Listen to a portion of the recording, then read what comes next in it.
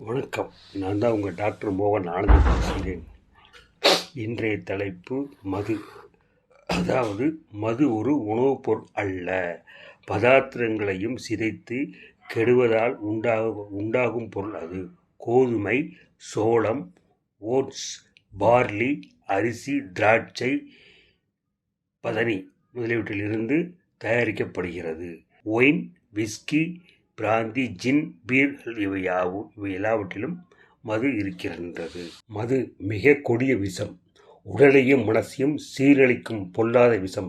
இந்த விஷ வேகத்துக்கு மத்திய நரம்பு தான் முதலில் பலியாகும். குடிகாரன் போதை மிஞ்சி தள்ளாடி தடுமாறி வெகு நேரத்துக்கு முன்னதாகவே அவன் மூளை ஒழுங்கு தவறிவிடும். ஞாபக சக்தியும் சிந்தனை ஆற்றல் சிதைந்து போகும். வேகமாக செய்ய வேண்டியதை வேகமாக செய்யலாது. செய்யும் காரியத்தை ஒழுங்காகவும் செய்ய முடியாது. மதுவை சிறிதளவு அருந்தினால் போதும், தசைகளும் நரம்பு மண்டங்களும் மந்தப்பட்டு போய்விடும். இதனால்தான் மோட்டார் கார் ஓட்டுபவர்கள், ஆகாயமானம் ஓட்டுபவர்கள் கொஞ்சம் கூட மது அருந்தக்கூடாது என்கிறார்கள். ஒரு பாட்டில் சாப்பிட்டால் கூட போதும், தூரத்து சரியாக கவனிக்க இயலாது. நரம்பு தசைகளும் மந்தப்பட்டு போகும். புத்தி நிதானம் கெட்டுவிடும். நிறைய குடித்து விட்டால் இவர்களுக்கு ஒரு அலட்சிய பாவம் வந்துவிடும். காரணம் என்ன தெரியுமா? இந்த மதுபானம் ஆற்றலையும் திறமையும் குறைந்தாலும் அதே சமயம் ஒரு நம்பிக்கையும் பிறப்பித்து சுறுசுறுப்பையும் செய்கின்றது. இந்த கெட்ட பழக்கத்திலிருந்து நிறுத்துவதற்கு முக்கியமான குறிக்கோள் என்னவென்றால் மனதைரியம் மற்றும் இறை வழிபாடு.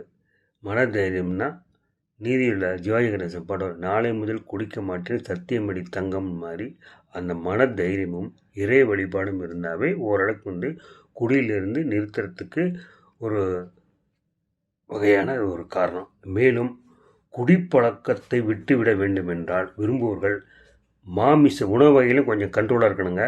மாமிசம், மசாலா கலந்த உணவு வகைகள் தவிர்க்க வேண்டும். புகையிலை உபயோகிக்கக்கூடாது.